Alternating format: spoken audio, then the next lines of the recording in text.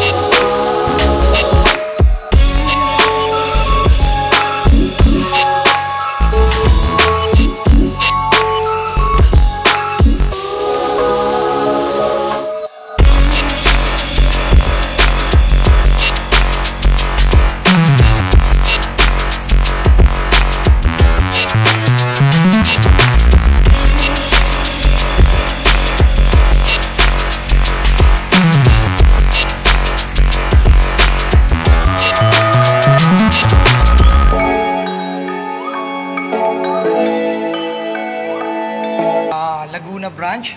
So ito yung ating first unit, Trident 660cc. So ang presyo nito is 522,000. 660cc inline 3 liquid cool. So meron tong 81 PS at 10,250 RPM. So yan, meron tong seat height na 805mm. So medyo mababa to, kung 805. Yan, so matte orange yung kulay niya, no? Matte badja orange. So kung tama yung aking pagkakabigkas, no? So naka Nissin caliper. Syempre naka EBS to. Inverted port. Ang laki ng ang laki ng kanyang radiator. So parang kung titignan mo yung kanyang panel. So meron ditong logo ng Triumph. Matte orange ang kulay. So ang lalaki ng gulong. 660cc inline 3. So ito yung kanyang muffler sa ilalim. Right, so ang laki ng makina, bulky kasi 660cc. Okay. So dito naman meron tayo ritong glossy black. Ito glossy black. So same engine din to, no, 660cc. So ito yung isang klase na matte black. So iba yung presyo nitong matte black na to. So ito ay sapphire black ang kulay, 516,000. So parehas yan ng unit na to sa kabila, yung 522, no. So naiba lang yung kulay. So yun yung difference ng price nila, 516. Then ito is 522. Etong orange na to. Alright. So meron tong 14 liters tank capacity. May torque na 64 Newton meter at 5,250 RPM. So ang ganda ng pagkakanya, bulky, pagkakatindig niya, no. So siguro kung mga 5'6" ang height nyo or 5'5", kaya nyo itong upuan, no. So medyo tingkayad lang kayo ng konti rito. Alright. So yung ibang picture niya, syempre naka Euro 5 compliant, 2 riding modes, rain and road. Yan. So yung kanyang wheel size, no, sa front 120/70 by 17. Then yung sa likod 180/55 by 17. Alright, so naka TFT panel display pala siya. Yan, tama yung nasabi natin, no, naka Nissin caliper siya. Slip and assist clutch. So may slipper clutch na tinatawag. Alright, so itong 3 units na to, yan, sa presyo lang nagkaiba din sa kulay. Matte Badja orange, then itong glossy black, then itong matte yung sapphire black na tinatawag. Okay, so naka LED yan. Kung mapapansin nyo, ang ganda ng pagkaka LED niyan. So diretso na natin dito sa kabila. So meron tayo ritong Tiger 1200 GT Pro. So unahin na natin presyo, 1.470. Yan, so 1 million ang presyo nito. 1,470,000. So to be exact, 1160cc inline 3. Liquid cool, 150 PS at 9,000 RPM. So may mga kasama na pala talaga siyang may mga kasama na siyang mga excess na ilaw, no. So ang laki na itong motor na to. Grabe. Adventure bike. Yan ang tawag dito, no. Adventure bike to. Yan, so may dalawang kulay, black and blue. So yan, kung makikita nyo, ito yung kanyang muffler, oh. Sobrang laki, no. Napakaganda tignan. Papunta rito sa ilalim. Yan, inline 3. So adventure bike, 1200cc GT Pro. Naka inverted fork. Syempre may windshield yan. Then ano pa yung ibang specs nito? Ang bigat niyan 240 kg, 20 liters tank capacity. Size ng gulong sa unahan 120/70 by 19. Size ng gulong sa ulihan 150/70 by 18. Alright, so naka all LED. May daytime running light. Ito yung daytime running light niya, ito. Yan, ang daytime running light. So ito, hindi natin kung adjustable to. So tingin ko adjustable naman. May mga ilaw na siyang kasama, mga extrang ilaw. Yan. Tapos ito, meron din ditong hydraulic. Yung kanyang hydraulic nandito. Okay. Yung pala yung kanyang hydraulic. Fuel tank capacity 20 liters. Seat height 850 by 870 mm. So para sa akin na height ko is 5'6". Medyo malaki sa akin to. Malaki tong motor na to sa atin. So siguro dito lang tayo, yan, pang ganyan. Okay. So ano pa bang specs ang meron dito? Naka 5 riding modes. Syempre naka sleeper clutch din to siguro na tinatawag. Yan, Triumph Shift Assist. Yan, meron siya. Keyless. Tingnan natin. So keyless na nga siya. Ang laki ng panel nyo. Grabe, mas malaki pa sa tablet. So nandito yung kanyang mga switch. Ayan. So ngayon lang natin ito nakita ng malapitan eh. Although umati naman tayo sa mga event ng mga motorcycle, pero dito kasi talagang ma-review natin ng maayos. So naka Brembo, ayan, inverted port, meron kayong additional dyan na reflector, no. Ayan. Alright. So dito, diretso na natin dito. Ito naman, Tiger Sport. Ayan. Corrosi Red 572,000. So itong unit na to is 572,000. 660cc inline 3. Yan, so liquid cooled, 81 PS at 10,250 RPM yung kanyang power.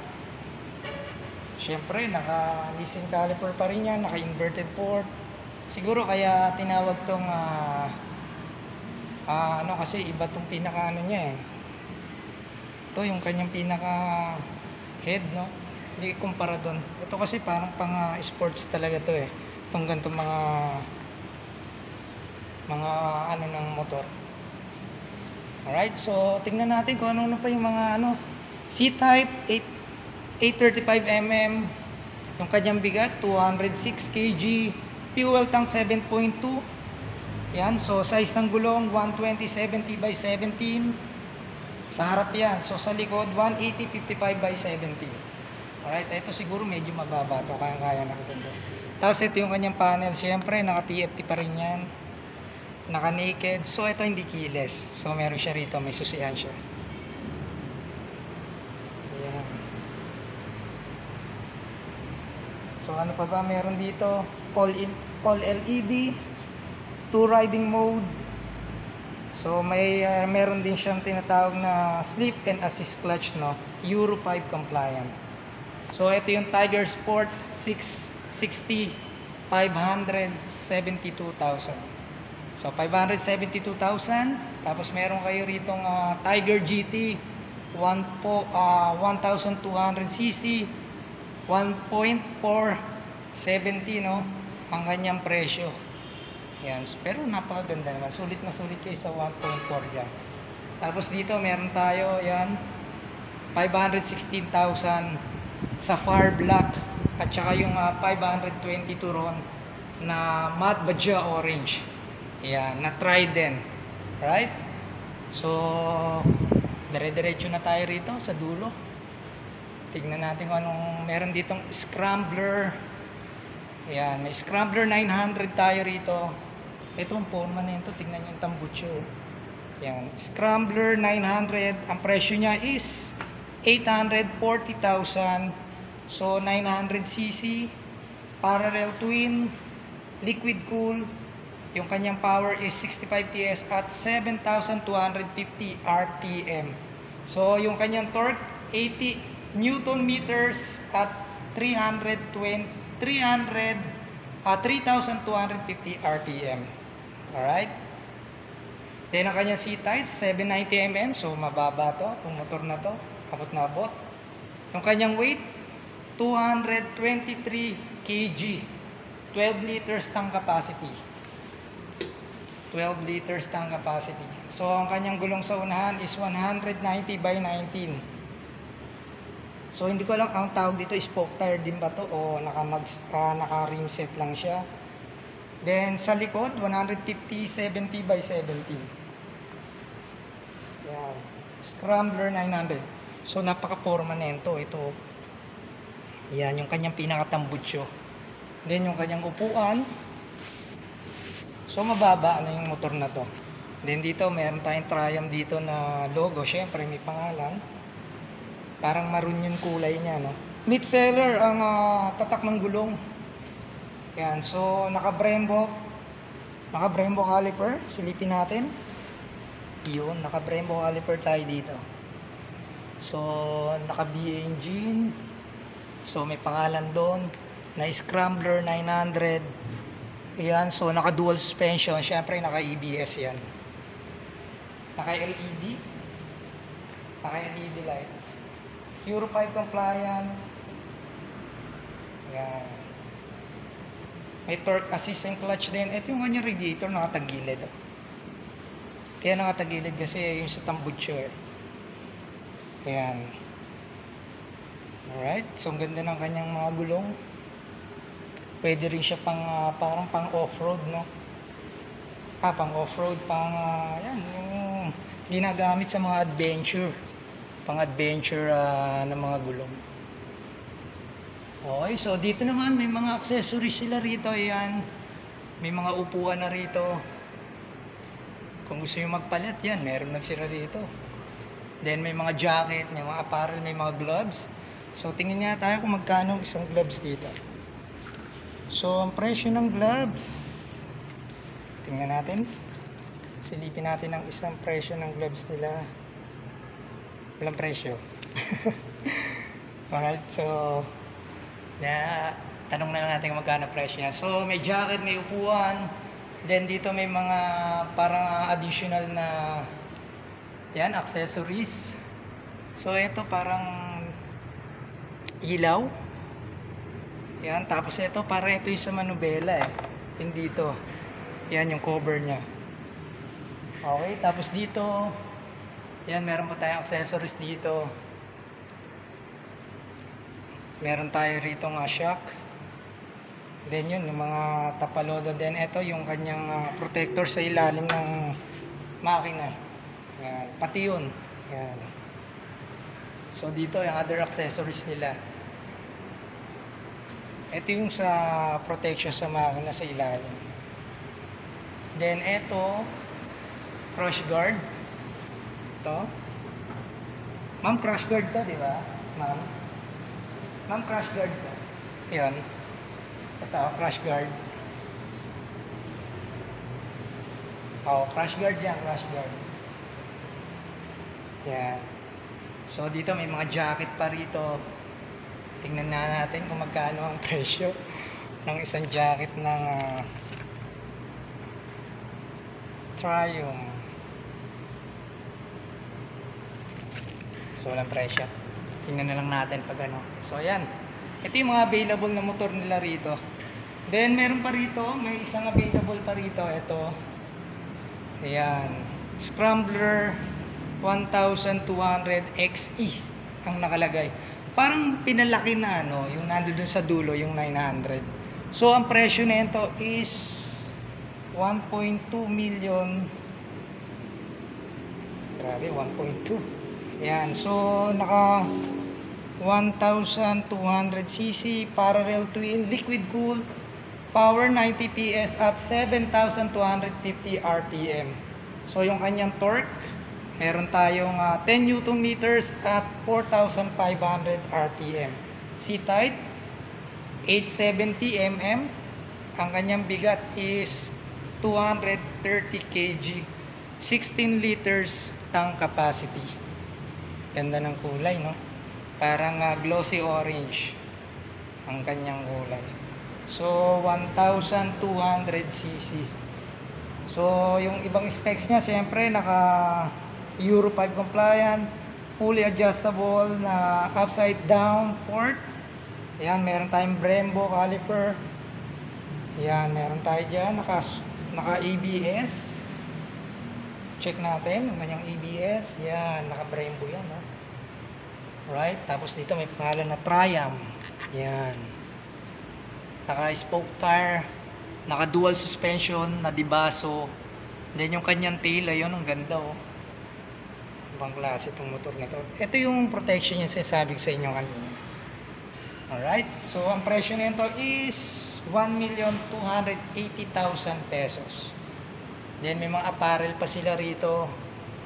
Ayan, so ito nga, may mannequin dito. Ayan, nakadamit ng ano, ng Triumph.